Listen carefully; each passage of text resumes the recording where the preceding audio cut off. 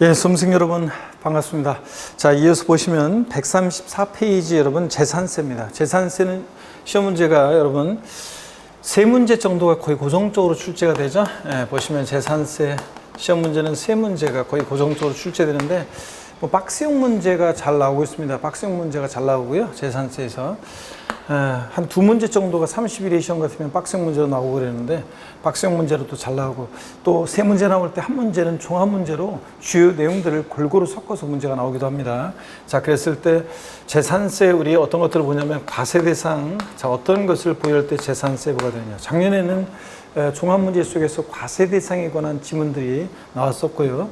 그 다음에 재산세 토지를 보유할 때 이 토지 유형을 구분할 수 있어야 됩니다. 그래서 직접적으로 이 토지용 구분을 묻는 문제가 나오기도 하고 또 가끔씩요. 그 다음에 또 간접적으로도 중요하고 종합부동산세 과세 대상하고도 연결되어 있으니까 토지용 구분을 잘 할 수 있어야 됩니다. 그래서 재산세 종부세에서 토지 나오면 반드시 토지용 구분을 할 수 있어야 되고요. 자, 그 다음에 그래서 모든 토지를 재산세 대상이 되는 모든 토지를 분리과세 대상, 별도 합산 대상, 종합 합산 대상 토지 세 개 용으로 나눌 때 이 토지용 구분이요. 중요하다고 하는 거 말씀을 좀 드립니다.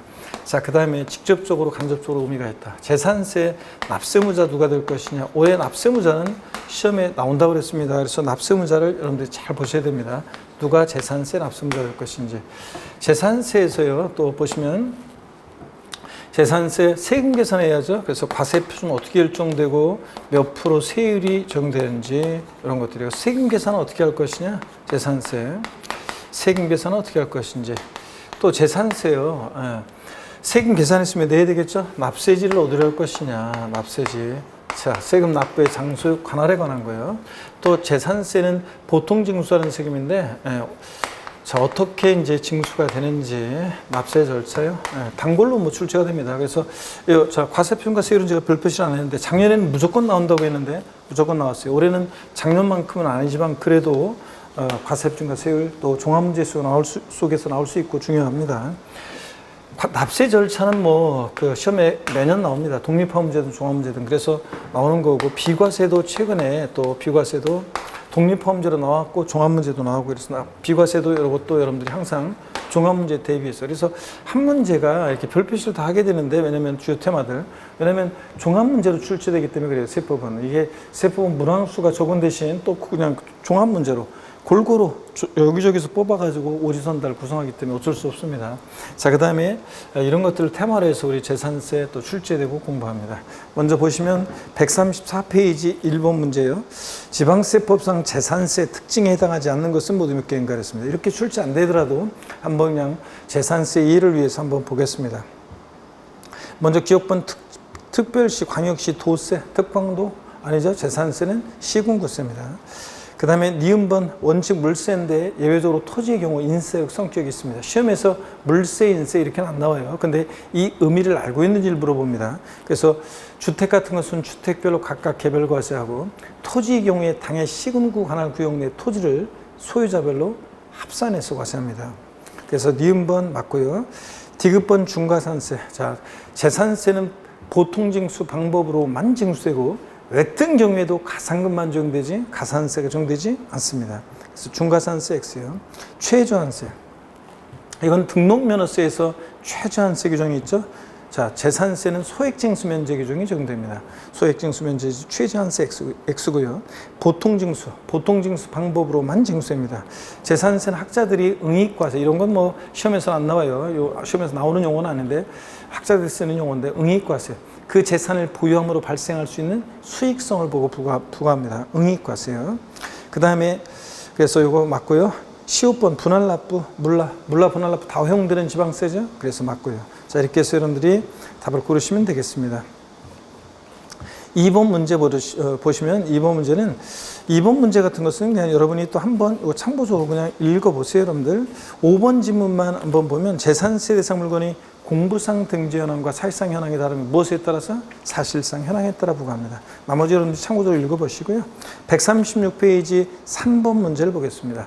별 표시합니다. 여러분 재산세 납세무자는 올해 제가 나온다고 그랬죠? 그래서 잘 보셔야 되는데 지방세법상 과세기준일 현재 재산세 납세무자에 관한 설명으로 틀린 거 그랬습니다. 1번 재산세 이상인 재산을 지자체와 연부로 매매 계약을 체결하고 그 재산의 사용권을 무상으로 받은 경우에 그 매수 계약자가 납세무자가 된다. 여러분 공부상으로는 연부금 다 치르기 전까지는 국가 등의 소유주만 실질적으로 권리 변동이 됐다고 봐서 그 사용을 무상으로 하는 자, 매수 계약자가 납세무자가 됩니다. 맞고요.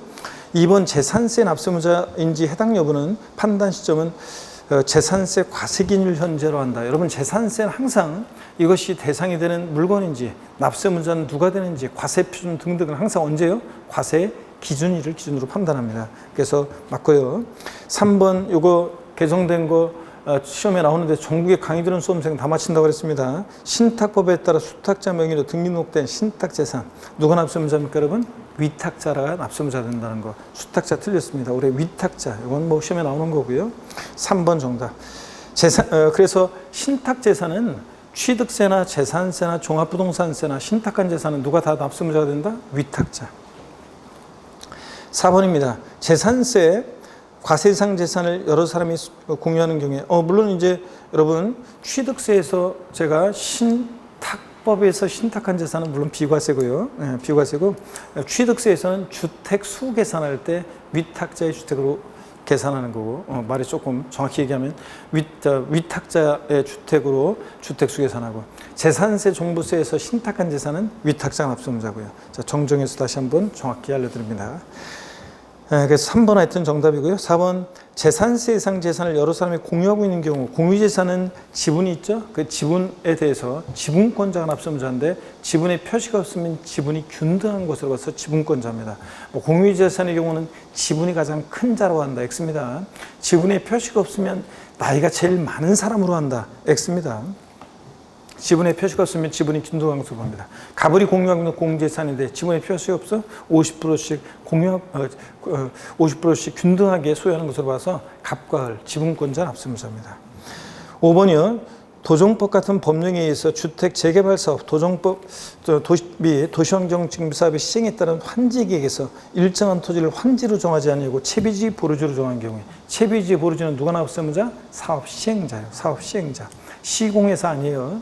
또 사업 시행 전 토지 소유자 아니에요.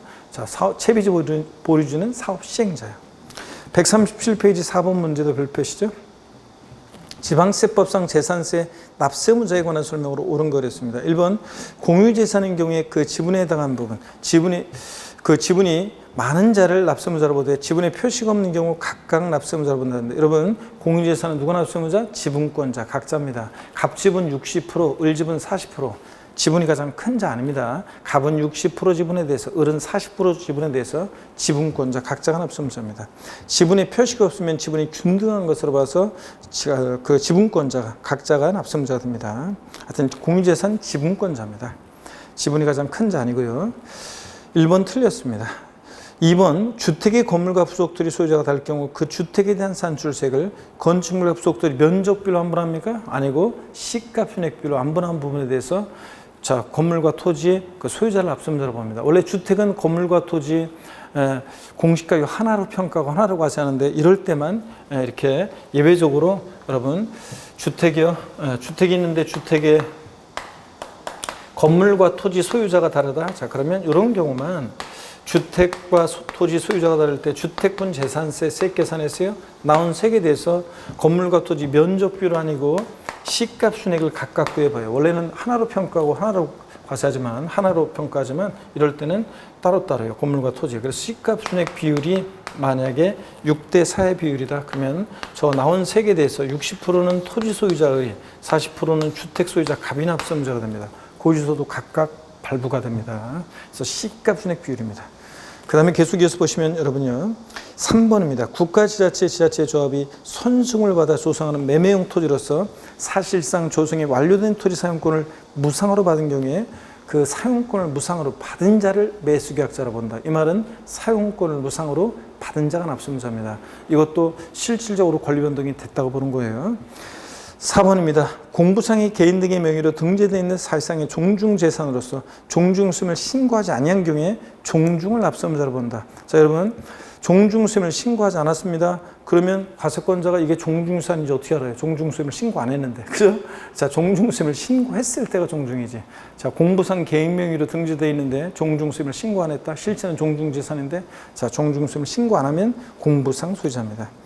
5번이요. 재산세 과세기준일 현재 소유권의 귀속이 분명하지 않아서 사실상 소유자를 알 수 없는 경우에 누구라고요? 사용자입니다.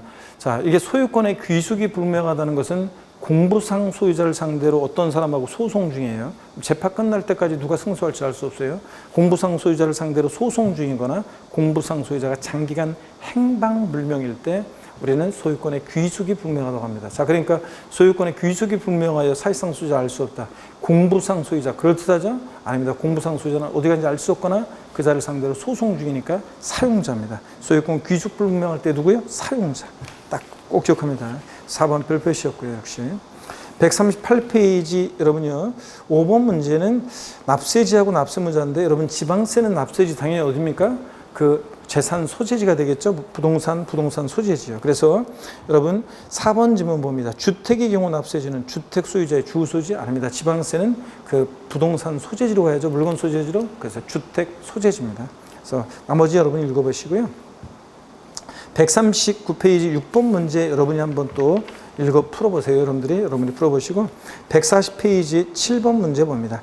지방세법상 재산세 납세무자에 관한 설명으로 옳은 것은 그랬습니다. 1번에 공부상의 소유자가 매매 등의 사유로 소유권이 변동이 있었음에도 이를 신고하지 아니한 경우에 자 사용자가 재산세 납세를 진다. 여러분 이건 거 권리 변동이 있는데 권리 변동 사실을 신고 안 해서 사실상 소유자를 알 수 없다. 그럼 누구예요?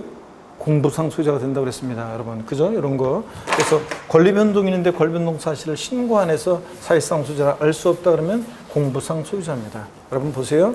재산세 납세무자는요. 여러분 예를 들어서 갑과 을이 부동산 거래합니다. 근데 만약에 2021년 5월 30일 날 잔금을 치르고요. 소유권 이전 등기는 6월 20일 날 등기가 됐어요. 자, 이렇게 권리 변동이 있는데 과세 기준일까지 등기가 이행이 안 됐어요. 지금 6월 1일 날 현재 공부상 소유자는 여전히 지금 매도인 갑이고요.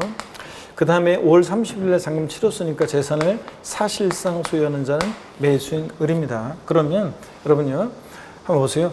이런 경우에 권리 변동이 있는데 과세 기준일까지 등기가 안 됐어요.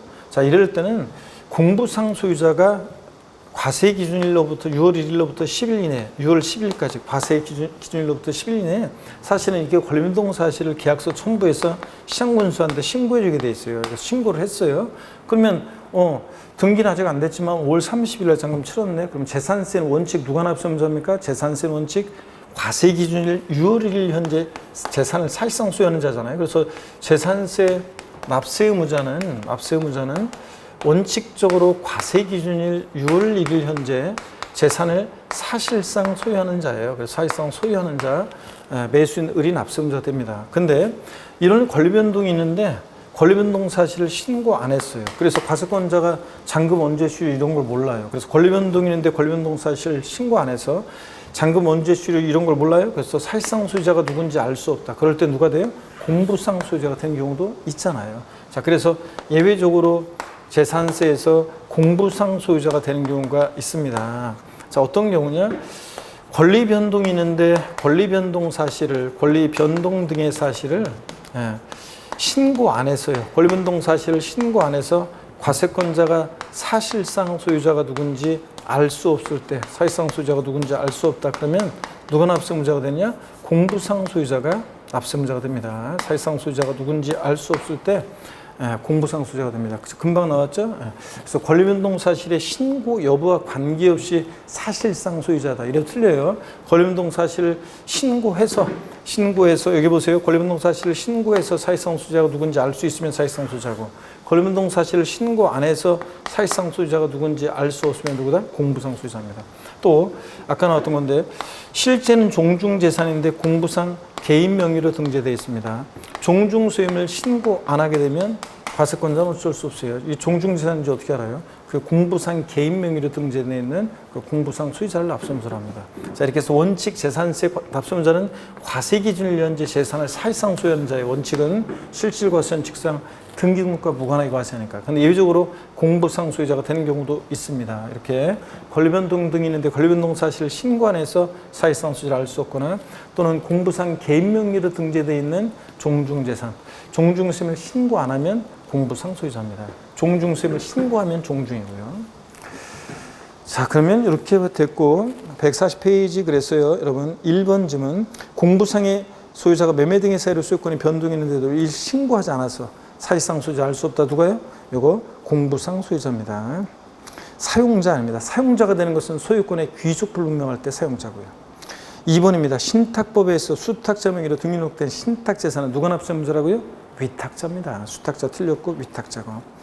3번 재산세 과세기준 현재 소유권의 귀속이 분명하지 않아서 또 나왔네요. 사실상 소유자 알 수 없다. 누구라고요? 공부상 소유자 아닙니다. 또 나왔네요. 아니고 누구라고 그랬습니까? 사용자. 소유권 귀속 불분명하다. 사용자입니다. 4번 공부상 개인 등의 명의로 등재되어 있는 사실상 종중재산으로서 종중세금을 신고하면 누구고? 종중이고요. 맞네요? 종중세금을 신고 안 해서 사실상 소유자를 알 수 없으면 그때는 누구고요? 그러니까 종중세금을 신고 안 해서 종중세금을 알 수 없다 그러면 공부상 소유자고, 종중세금을 신고하면 종중이고요. 5번 국가 소유 재산을 연부로 매매계약 체결하고 했는데 재산의 사용권을 무상으로 받았다. 누가 납세의무자입니까? 매수계약자입니다. 국가 등의 소유면 국가가 납세의무자를 재산세 납세 의무를 져요. 자, 비과세입니다. 국가 등의 소유면. 자, 그게 아니라 실질적 공부상으로는 국가 등의 소유지만 실질적으로 권리변동 됐다고 봐서 매수계약자입니다. 자, 그래서 이거 매수계약자가 납세의무자입니다. 사용권 무상을 받은 자요. 자, 이렇게 해서 여러분들 4번의 정답이었고요. 8번 문제 봅니다. 다음 자료에 의하는 경우에 2021년 재산세 납세의무자로서 오른 거 매도인 이금매, 매수인 신중한, 매수는 신중하게 해야죠. 자, 계약상 잔금지일이 2021년 5월 28일입니다. 등기접수일이 6월 1일입니다. 자, 그러면 재산세 납세의무자는 누구냐? 그러면 이런 경우에 사실은 이게 이제 이렇게 권리변동이 있는데 과세기준일까지 등기가 안 됐어요. 이렇게 6월 2일 날 지금 등기됐다고 그랬죠. 등기가 과세기준일까지 이행이 안 됐을 때는 이럴 때는 사실은 권리변동 사실을 공부상 소유자가 과세기준일로부터 10일 내에 신고해주게 돼 있어요. 사실은 그 신고했다는 전제 그런 게 있어야 되는데 신고를 했다 그러면 그 6월 10일까지 권리변동 사실을 신고하면 누가 납세의무자입니까? 사실상 소유자가 되는 거고요. 권리변동 사실을 신고 안 해서 사실상 소유자를 알 수 없으면 공부상 소유가 되는 거라 사실은 권리변동 사실을 신고했다는 이런 단서가 있었어야 되는데 어떻든 간에 출제자의 의도를 봐서 과세기준일 이전에 잔금이 치러졌으니까 누가 납세의무자다? 매수인 이렇게 생각하시면 됩니다. 그래서 신중한 매수인이 납세의무자입니다. 이렇게 써보시고 넘어갑니다. 하여튼 재산세는 원칙 사실상 재산을 소유하는 자니까요. 142페이지 9번 문제 있죠. 지방세법상 재산세 대상 및 납세의무자에 관한 설명으로 옳은 것은 그랬습니다. 1번에 신탁법에 따른 신탁재산에 속하는 종합합산상 토지는 수탁자 고유재산에 속한 토지와 서로 합산하지 않는다. 이 규정은 삭제가 됐어요. 여러분 재산세 납세의무자가 수탁자였다가 위탁자로 바뀌면서 이 규정은 1번 규정은 삭제가 됐습니다. 그래서 이 1번은 삭제예요. 삭제됐습니다. 그래서 31회 기출문제인데 작년 기출문제인데 1번 지문은 삭제가 됐습니다. 그래서 이거는 다른 지문으로 바꿔야 되는 거예요. 삭제가 됐습니다. 그래서 옳은 거 그랬는데 답이 없어요. 이거 9번 문제는 1번 지문이 삭제가 됐기 때문에 답이 없습니다. 2번 토지와 주택에 대한 재산세 대상은 종합합산, 별도합산, 분리대상으로 구분한다는데 여러분 토지를 이렇게 분리별도 종합으로 구분하는 거지 주택도 이렇게 구분해요? 아닙니다. 주택 때문에 틀렸습니다. 3번 국가가 선승을 받아 조성하는 매매용 토지로서 사실상 조성이 완료된 토지 사용권을 무상으로 받은 자는 재산세 납부할 의무가 없다. 그래요? 아닙니다. 실질적으로는 권리변동이 됐다고 봐서 누구예요? 사용권을 무상으로 받은 자. 사용권을 무상으로 받은 자가 납세의무자가 됩니다. 그래서 3번 이거 틀렸고 4번 주택의 부속토지 경계불명하다. 바닥면적에 지방세는 취득세에서 별장, 고급락장, 고급주택, 부속토지 경계불명하다. 또 재산세에서 이렇게 주택, 부속토지 경계불명하다. 지방세는 바닥면적이 무조건 몇 배? 10배까지입니다. 그래서 20배 틀렸고요. 10배고. 5번 재산세 예상이 되는 건축물을 보면 주택을 포함한다. 여러분 건축물에 주택은 어떻게 한다? 제외입니다. 주거용 건축물, 주택은 주택분 재산세 예상이죠. 재산세 예상은 토지, 건축물, 주택, 선박, 항공이잖아요. 주택분 재산세 대상이지 독자적으로 과세하는 거지 건축물 보험에 제외합니다. 토지분 재산세 대상이 되는 토지에서 주택, 부속토지는 제외되고요. 주택, 부속토지는 어디서? 주택분 재산세 대상이니까 그 얘기입니다. 143페이지 10번 문제 봅니다. 지방세법상 재산세 대상 중에서 주택에 관한 설명으로 틀린 거랬습니다. 1번 다가구 주택은 1가구가 독립하여 구분 생활할 수 있도록 분리된 부분을 1구의 주택으로 본다. 맞습니다. 우리가 지방세에서 다가구 주택은요, 공동주택과의 과소형평을 위해서 주택법상 단독주택인데도 어떤 걸 판단할 때 매 한 가구 한 가구마다 독립한 1구의 주택으로 봅니다. 공동주택과의 과소형평을 위해서. 1번 맞습니다. 근데 나중에 이제 종합부동산세나 종합부동산세에서 다가구 주택은 주택수 계산할 때 전체를 한 개 주택으로 보고요. 양도소득세에서 다가구 주택을 가구별로 분양하지 않고 하나의 단위로 한다면 하나의 주택 양도로 과세하고요. 부동산 임대업에서 종합소득세에서 부동산 임대업에서 주택수 계산할 때 다가구 주택은 전체를 한 개 주택으로 봅니다. 그러니까 국세는 다가구 주택은 전체를 하나의 주택으로. 근데 지방세에서는 고급 주택을 판단할 때 취득세에서도 그렇고 재산세에서 그렇고 다가구 주택은 매 한 가구 한 가구마다 독립하여 구입이 된 독립하여 구분 생활할 수 있도록 구입된 부분을 매 한 가구 한 가구마다를 1구의 주택으로 봅니다. 맞고요.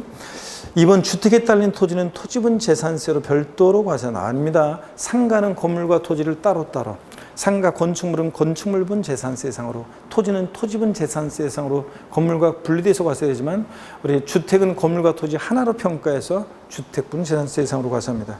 자, 그래서 틀렸습니다. 토지분 재산세 대상이 아닙니다. 주택에 딸린 토지는.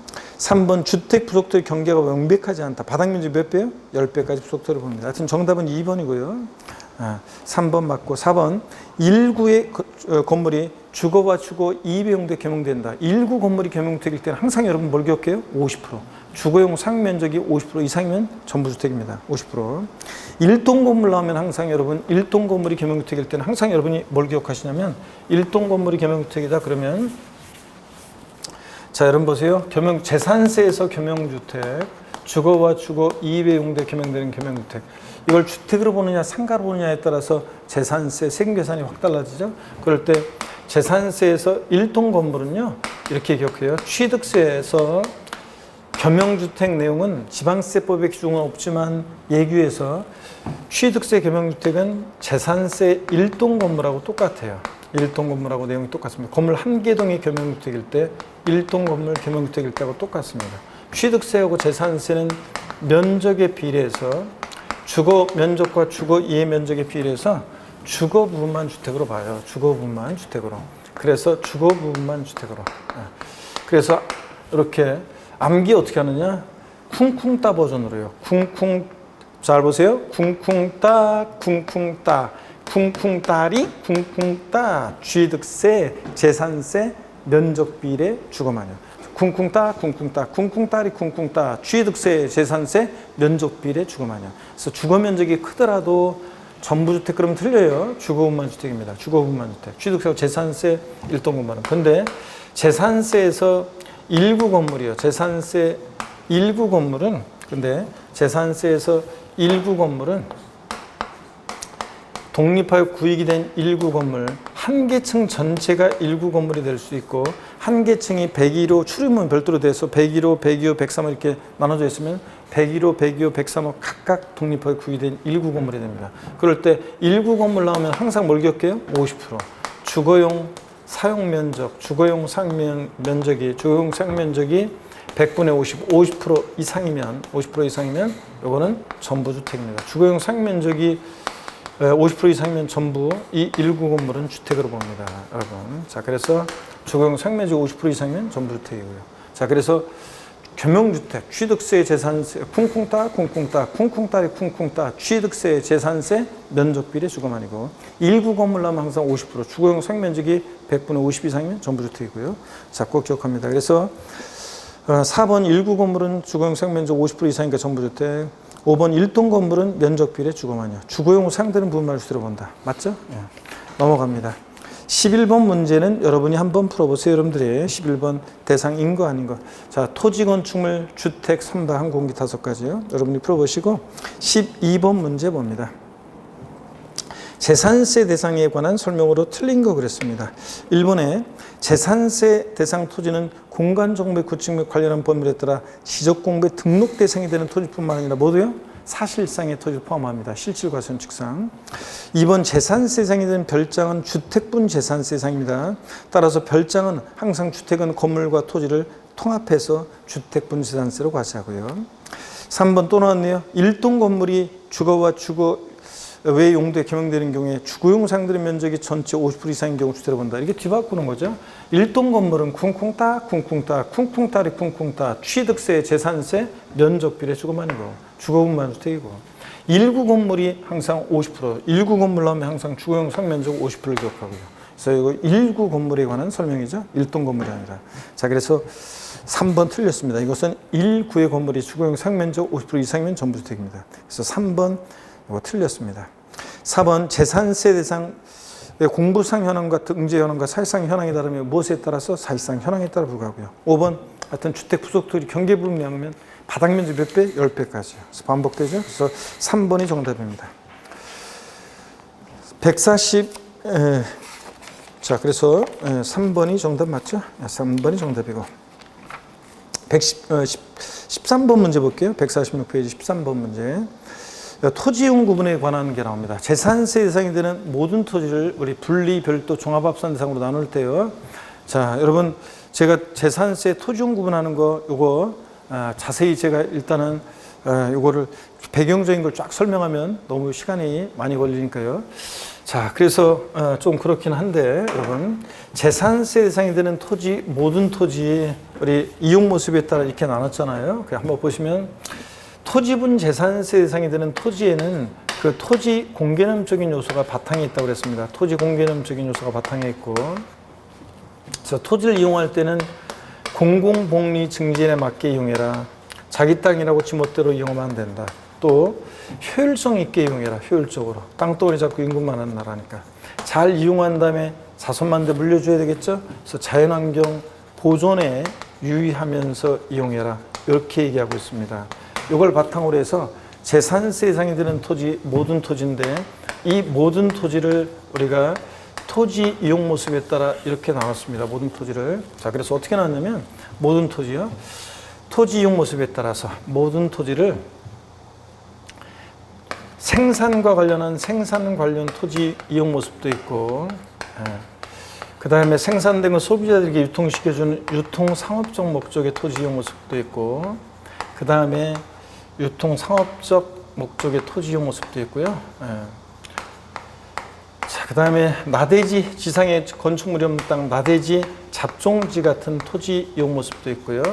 그 다음에 우리가 사치성 재산의 토지 이용 모습도 있었잖아요. 사치성 재산 토지요. 그래서 사치성 재산의 토지 이용 모습도 있었습니다. 고급 오락장용 토지나 골프장용 토지 같은 이런 토지 이용 모습도 있었습니다. 고급 오락장, 또 고급 오락장용 토지나 그 다음에 골프장용 토지, 골프장 이런 것들이 있었습니다. 그럴 때 우리 생산 관련 토지로서 대표적인 토지용 모습은 어떤 게 있었습니까, 여러분? 농지, 자, 그 다음에 목장용지, 그 다음에 예외적인 임야가 있었습니다.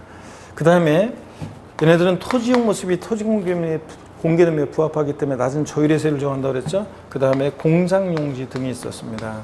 자, 얘네들요, 농지, 목장, 예외적인 임야, 얘네들은 0.07% 낮은 저율세를 정합니다. 근데 공장은 아무래도 자연환경을 좀 해치면서 이용하니까 생산과 관련돼 있고 토지 공개념에 부합하는 토지용이지만 농지, 목장보다는 자연환경을 좀 해치면서 이용하니까 얘는 0.2%입니다. 자, 근데 여러분 잠깐만요. 임야 있잖아요. 왜 제가 여기다 꽃 표시를 했냐면 개인이나 법인이 수여하는 임야는 나대지 잡종지처럼 취급한다고 그랬어요. 다만 여러분 공익 목적의 일정한 법에 규정된 임야들만 농지, 목장과 함께 낮은 0.07%, 007% 세율이 적용됩니다. 얘네들은 자, 낮은 저율의 세율을 적용했어요. 다른 토지와 합산하지 않고 분리해서 과세는 저율 분리과세 대상 토지로 구분한다고 그랬습니다. 저율 분리과세 대상 토지로. 저율 분리 대상 토지로. 구분합니다. 그 다음에 유통 상업적 목적 토지로서 대표적인 토지용 모습은 어떤 게 있습니까, 여러분? 상가나 사무실 같은 일반 건축물의 부속 토지요. 일반 건축물의 부속 토지는 얘네들끼리 있죠. 별도로 얘네들끼리 모아서 자, 동일한 시군구 하나 구역 내 상가 토지들은 같은 유형끼리 소유자별로 합산해서 과세하는 별도 합산 대상 토지로 구분합니다. 여러분, 합산한다는 것은 당의 시군구 하나 구역 내 토지를 별도는 별도끼리 합산한다는 얘기고요. 그 다음에 나대집 잡종지 같은 토지용 모습은 짬뽕이잖아요. 종합적으로 모아서 자, 얘네들끼리 또 합산해서 과세하는 종합 합산 과세 대상 토지로 구분합니다. 합산한다는 것은 같은 유형끼리 역시 종합유형끼리 합산합니다. 이 종합 합산 대상 토지는 나대지 잡종지만 종합이 아니라 분리과세 대상이나 이렇게 별도 합산에 속하지 않는 나머지 토지는 다 뭐가 된다? 분리 대상이나 별도 합산 대상 토지에서 튕겨져 나오는 애들은 다 뭐로요? 종합 합산 대상 토지로 과세하고, 종합 합산 대상 토지. 자, 그다음에 고불확장 골프장 토지는 토지용 모습이 토지 공개념에 부합하지 않으니까 고율의 세율을 정해서 다른 토지와 합산하지 않고 분리해서 과세하는 고율 분리대상 토지로 분리과세합니다. 자, 분리대상 토지는 이렇게 고율 또는 저율로 분리과세하고요. 그래서 이걸 먼저 딱 틀을 잡으라고 그랬죠, 여러분들? 네, 그래서 농지, 목장, 예외적인 임야, 공장 용지는 분리대상, 저율 분리대상 토지로, 상가나 사무실 같은 일반 건축물의 부속 토지는 별도 합산 대상 토지로, 나대지 잡종지, 또 그리고 분리나 별도에서 튕겨져 나온 애들은 다음으로 종합 합산 대상 토지로, 그 다음에 사실상 대상 토지로서 고불확장 골프장 토지는 뭐로요? 고율 분리 대상 토지로 분리과세합니다. 세율은 대개 자 보세요. 세율은 분리보다는 별도 합산 대상 토지 세율이 높고, 별도보다는 종합 합산 대상 토지 세율이 높고, 종합보다는 고율 분리. 고율 그러면 몇 프로입니까? 4%. 고율 분리 대상 토지 얘네들이 높습니다. 자, 그러면 토지 중에서는 고불확장용 토지나 골프장 토지 같은 고율 분리 대상 토지 4%가 최고 높고요. 그 다음에 최고 낮은 것은 저율 분리 대상 토지인데, 저율 분리 대상 토지 중에서도 제일 낮은 것은 농지목장이며 0.07%가 토지 중에서는 세율이 제일 낮습니다. 농지목장이며가. 자, 이렇게 해서 이걸 바탕으로요. 그 다음에 또 여러분, 우리 이따가 토지용 문제 풀 때 위치 면적 이런 거 따지는 거는 그때 이제 보면서 말씀을 드리고요. 문제 풀면서 또 우리가 여러분들이 분리대상 토지, 분리과세 대상 토지는 세율을 통해서 세분화해서 알아두자고 그랬어요. 분리대상 토지는 세율을 통해서 세분화해서 알아두셔야 되는데, 먼저 저율 분리대상 토지하고 고율 분리대상 토지로 나눠집니다. 저율 분리대상 토지는 0.07% 저율 분리대상 토지하고 0.2% 저율 분리대상 토지가 있죠. 고율은 4%고요. 너네들 한번 죽어봐라. 4%고. 그래서 0.07% 어떤 게 있다고요? 농지, 목장, 예외적인 임야가 있고요. 0.2%는 기본 세분이 몇 페이지에 걸쳐서 나오죠? 공장 용지와 함께 저율 분리과세할 상당한 이유가 있는 토지예요. 그래서 염전, 터미널용 토지, 부동산 투자회사 소유 토지, 각종 무슨 공사 소유 토지요. 한국토지주택공사, 수자원공사, 지역난방공사, 갓산정공사, 공항공사처럼 무슨 공사 소유 토지, 이런 것들이 공장 용지와 함께 0.2% 저율 분리과세합니다. 공장, 0.2% 저율 분리과세요. 공장, 염전, 터미널용 토지, 부동산 투자회사 소유 토지, 각종 공사 소유 토지죠. 4%는 사치성 재산 토지죠. 니네들 한번 죽어봐라. 사치성 토지, 고불확장용 토지, 골프장용 토지가 4%입니다. 자, 이렇게 해서 분리대상 토지는 표준 세율을 세분화해서 알아두셔야죠. 그래서 다음 중 분리대상 토지 세율이 다른 하나는, 그래서 0.07% 쫙 깔아놓고 염전 같은 거 집어넣고 물어본 적도 있고요. 그래서 자, 어떻게 외우냐?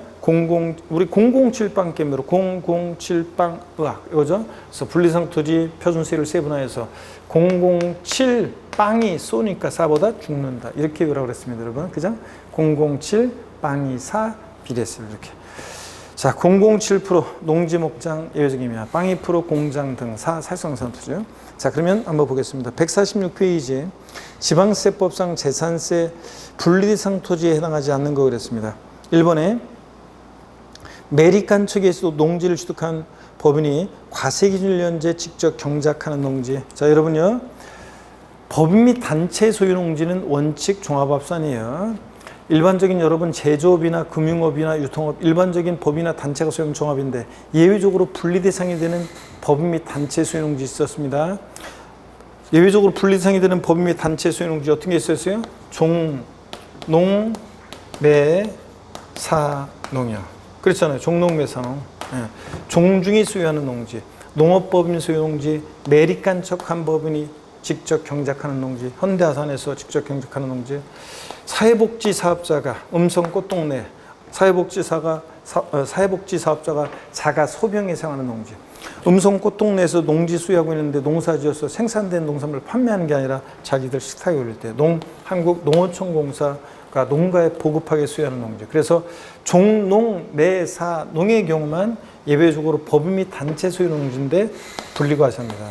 예외적으로 분리과세하고 그 외에는 나머지는 다 종합입니다. 나머지는 다 종합입니다. 법인 및 단체 소유 농지 나머지는 다 종합입니다. 종농, 매사농 이외 제외하고서는 나머지는 법인 및 단체 소유 농지, 법인이나 단체가 소유하는 농지, 법인 및 단체 소유 농지는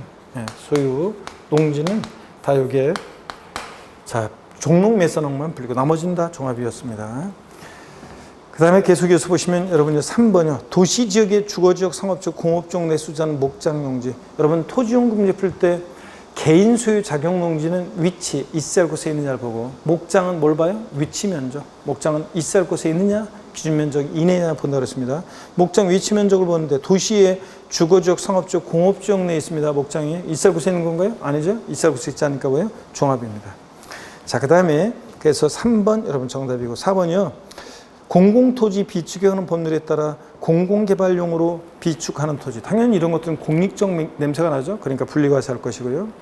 5번 회원제 골프장용 부동산 구분 등록 대상이 되는 토지. 골프장, 고불학경 토지는 뭐예요? 고율분리. 사성사니까 고율분리. 이렇게 해서 3번 정답입니다. 14번 문제 볼게요.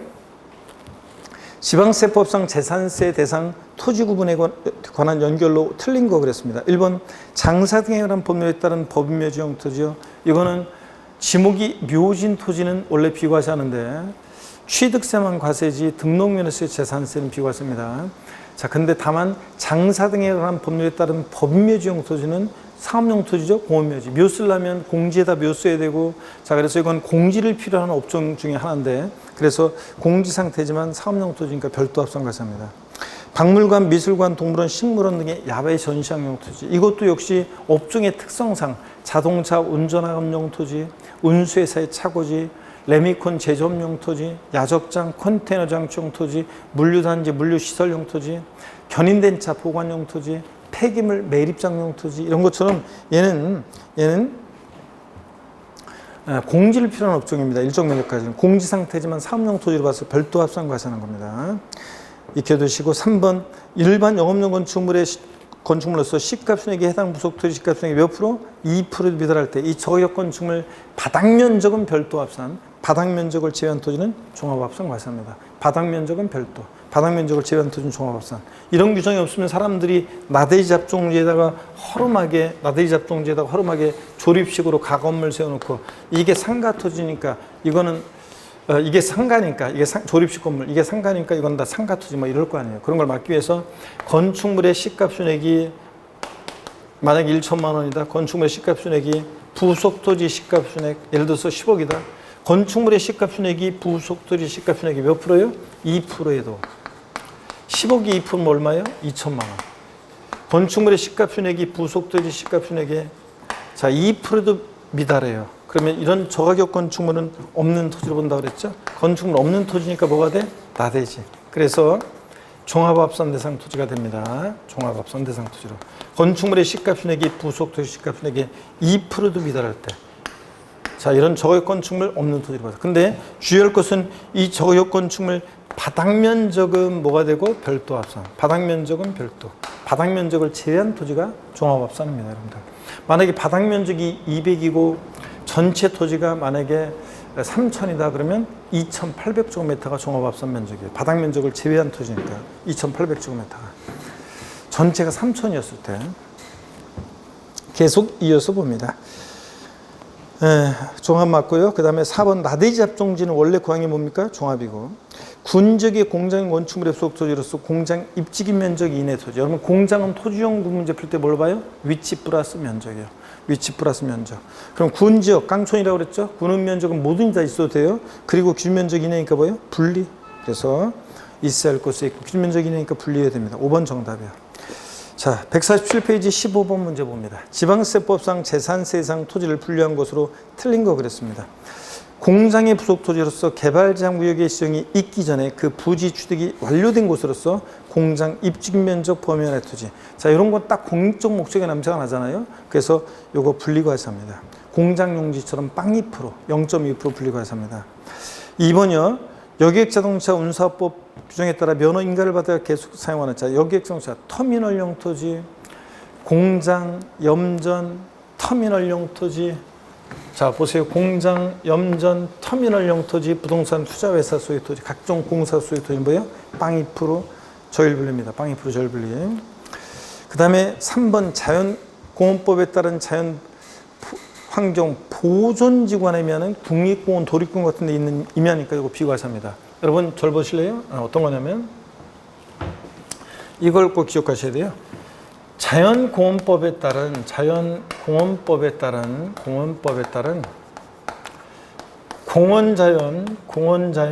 공원자연 자, 보존지구 안에면은 국립공원, 도립공원 같은 데 있는 보존지구 안에면은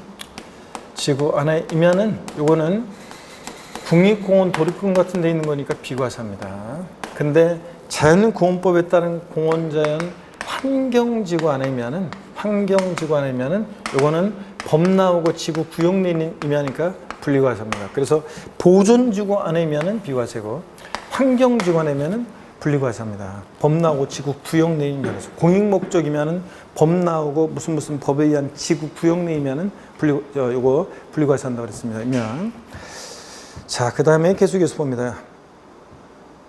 임야는 원래 일반적인 개인이 보유하는 임야는 원래 어떻게 합니까, 여러분? 개인이 보유하는 임야는 종합합성과세입니다. 개인이나 법인이. 근데 이렇게 법 나오고 지구 구역 내에 있는 공익목적 임야나 종중수 임야만 분리과세입니다. 하여튼 3번 정답이네요. 비과세고. 4번 건축법 등에 따라 허가 등을 받아야 할 건축물로서 허가 등을 받지 않은 건축물의 부속 토지, 무허가 건축물의 부속 토지, 사용 승인 받지 않고 사용 중인 건축물의 부속 토지, 이런 것들은 건축물은 나대지로서 뭐가 된다? 종합합산입니다. 5번 개인이 실제 영농에 사용하지 않는 농지. 자, 그래서 개인이 실제 영농에 사용하지 않고 농사 안 짓고 있으면 농지가 아니죠. 자, 분리나 별도에서 튕겨져 나온 애들은 다 뭐가 돼요? 종합. 자, 이렇게 해서 여러분 3번 정답입니다. 이어서 넘어가시면 148페이지 16번 문제입니다. 지방세법상 재산세 분리대상 토지에 해당하는 거 그랬습니다. 골프장용 부동산으로서 원형이 보존되는 임야.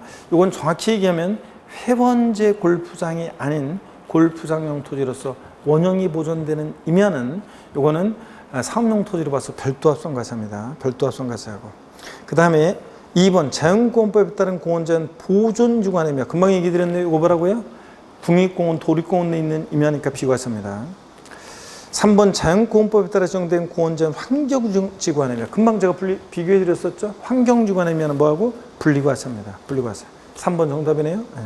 4번 자동차 운전하는 용토지, 여객자동차 운수회사의 차고용지, 이런 것들은 공지를 필요하는 업종이니까 일정 면적까지는 별도 합산과세입니다. 제가 운전면허 딸 때 군대에서 제대해가지고 운전면허 딴 에피소드 얘기 드렸는데요.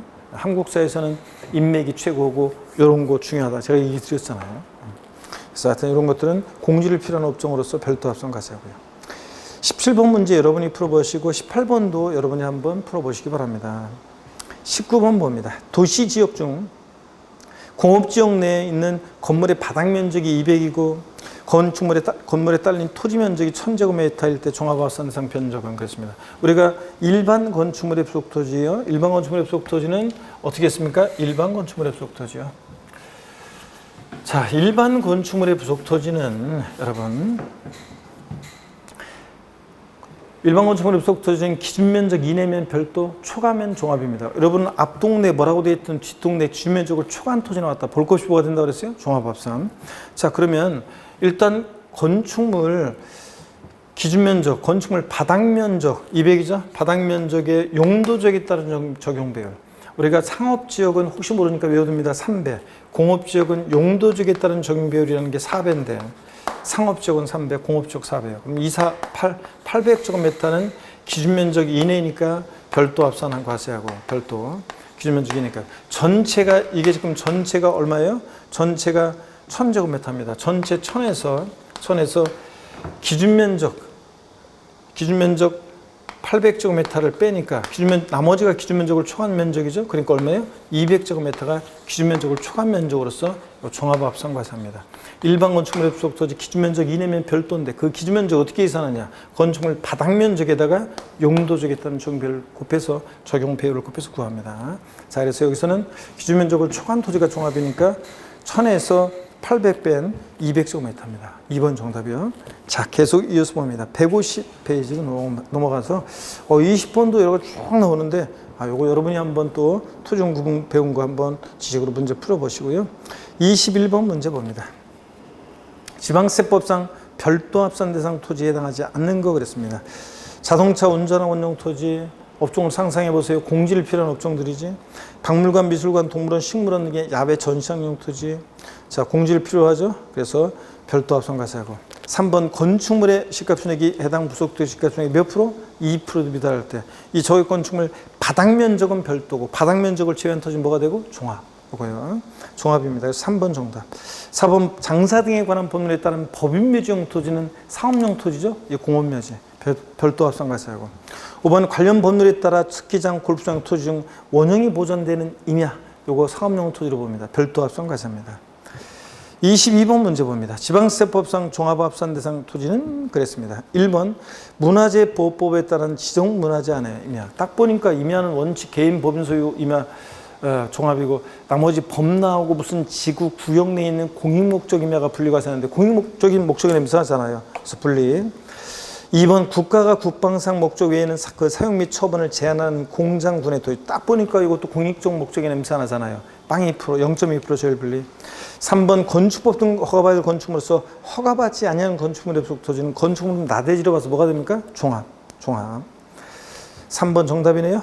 꼭 알아두셔야 되고 이거는 상식처럼. 자연보호법에 따라 지정되는 공원제한 환경주간임야. 법 나왔죠? 지구 구역 임야죠? 분리과세입니다. 그 다음에 개발장구역 내 임야도 법 나오고 지구 구역 내 임야니까 얘는 분리과세하고. 4번도 죄송합니다. 4번 법 나오고 지구 구역 내 임야니까 분리과세예요. 분리과세고. 3번 정답입니다. 그래서 29회 시험 때 이런 식으로 나왔었는데 답 맞출 수 있어야 됩니다. 왜냐하면 무건축물의 부속 토지는 시험에 여러 번 나왔고 여러 번 강조드렸기 때문에 그렇습니다. 무건축물의 부속 토지는 종합이고요. 152페이지 23번 여러분이 또 한번 풀어보시고요.